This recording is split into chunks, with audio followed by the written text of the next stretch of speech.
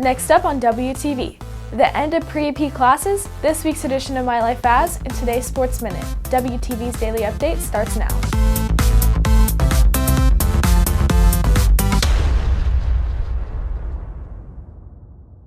Hey there, Red Hawk Nation. Today is Thursday, November 19th, and I'm Alyssa Murphy with today's daily update, brought to you by Wingspan TV.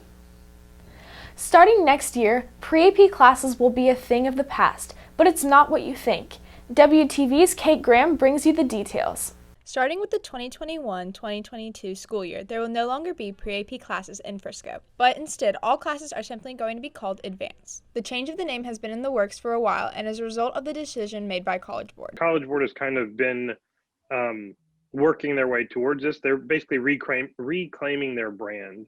The idea, AP has very specific requirements, audit and all of that sort of stuff. But pre-AP didn't have any of that. You could just say we're a pre-AP course.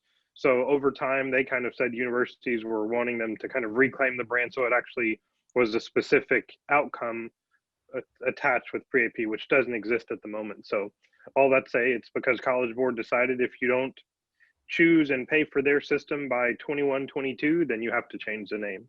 But as far as students are concerned, nothing will change. There is absolutely going to be nothing different for a student or a teacher in high school for advanced classes versus pre-AP classes.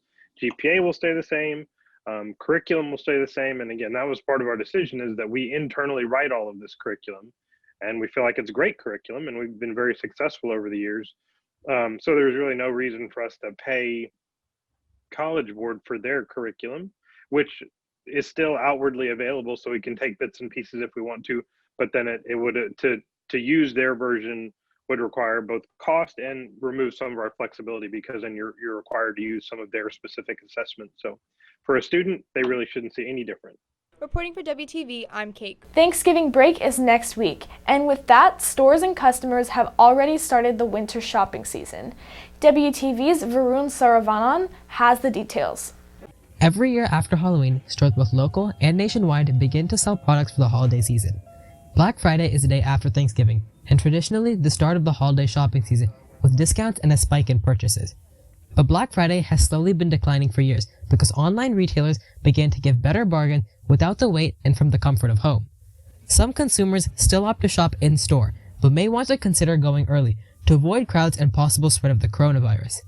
In the case of many other people, online shopping is the way to go, with COVID-19 likely to make online shopping even more pronounced this year.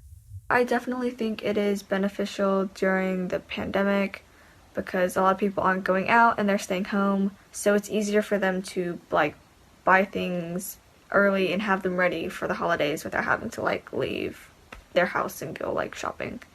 Reporting for WTV, I'm Varun Saravanan. On this week's edition of My Life As, WTV takes a look into the life of girls basketball player Maya Jane.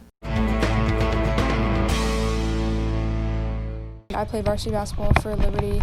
I'm a shooting guard, and I'm super excited about this season. We've been working really hard in practice, and I'm just excited for what's to come.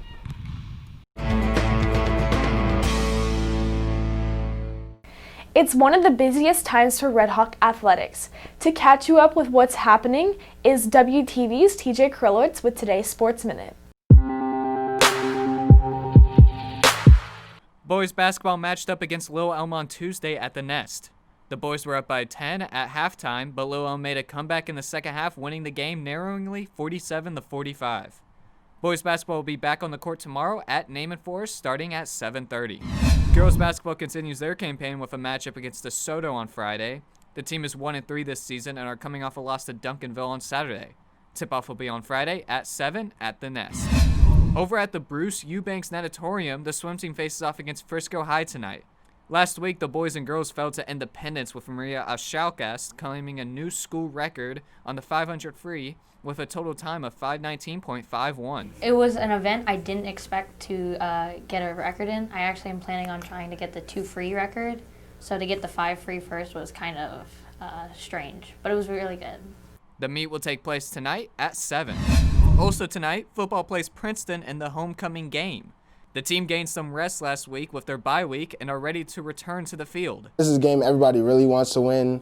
Our student section is always super hyped during homecoming. Everybody's just super excited. The vibe around the school is just more hyped this week in general. So I think homecoming is a game like every school wants to win, especially for us. I think everybody's just going to be playing especially hard just to try and get the win, especially on homecoming. Princeton is 2-3 this year, while the Redhawks are 5-2. Kickoff will be at 7:30 tonight at the Ford Center. Volleyball begins their playoff journey on Friday with a matchup against McKinney North. This game is going to be super important that we start strong, play strong, and finish strong the entire time. And as a senior, this game is very important to me and to the other seniors, especially because of last year. But we've just worked so hard this season, and all of us just want to make it as far in playoffs as possible. The game will take set on Friday at 6:30 at Hebron High School.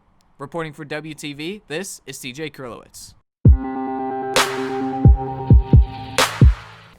If you are looking for more from Wingspan, you can follow us at Liberty Wingspan on Twitter, Instagram, and Facebook, or visit our award-winning website, libertywingspan.com. And now for today's announcements.